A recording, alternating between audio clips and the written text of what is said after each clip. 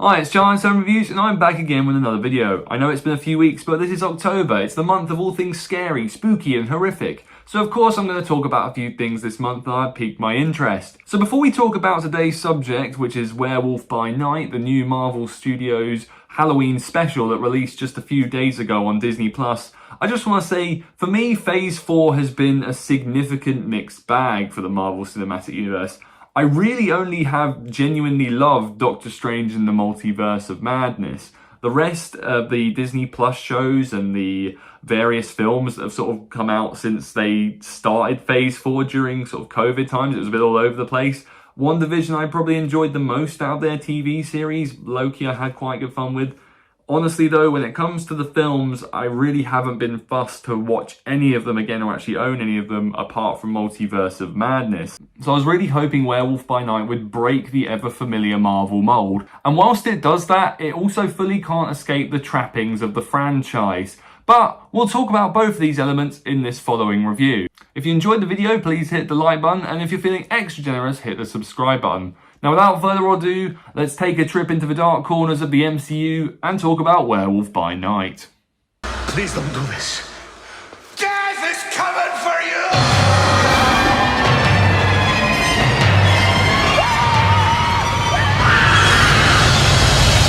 Werewolf by Night. After glimpsing into the horror-heavy potential of the Marvel Cinematic Universe with Doctor Strange in the Multiverse of Madness, the first fully-fledged spooktacular outing from the MCU arrives as a TV special. Werewolf by Night sees a lycanthropic superhero played by Gael Garcia Bernal, who fights evil using the abilities given to him by a curse brought on by his bloodline. Now, I'm a huge fan of Marvel's supernatural and horror comic book outings from back in the day. For example, Tower of Shadows, Night Stalkers, The Midnight Suns, and their adaptations of the Frankenstein's monster.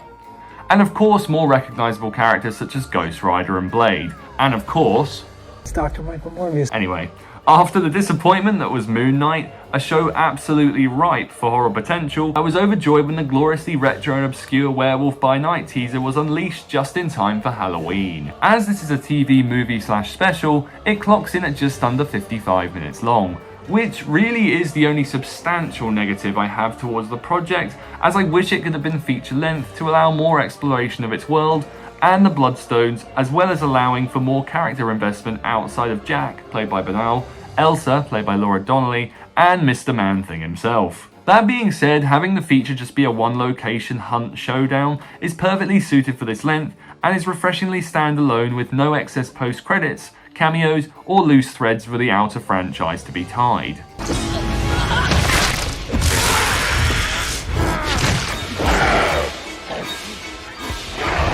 Stylistic choices on display are fantastic, and the choice to replicate the classic Universal Classic Monsters aesthetic was a glorious choice. Adding film grain, flickering, and cue marks to capture the essence of the 30s and 40s, as well as this, the emphasis on practical effect work with both the titular Lycan and Man-Thing utilising this, as well as campy cheesiness for the blood, is very much welcome. This is Michael Giacchino, who's the composer for the Batman, Rogue One, the MCU Spider-Man trilogy, and many more. This is his first directorial outing, and he does a very solid job.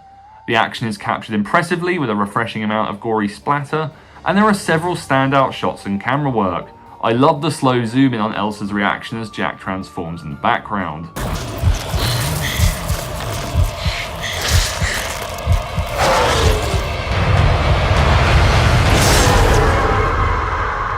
And of course, Giacchino's fitting gothic and grandiose score is impressive and fits the film appropriately. Bernal's wide-eyed, twitchy and quirky Russell is a likeable presence that I look forward to hopefully seeing more of in the franchise in the future.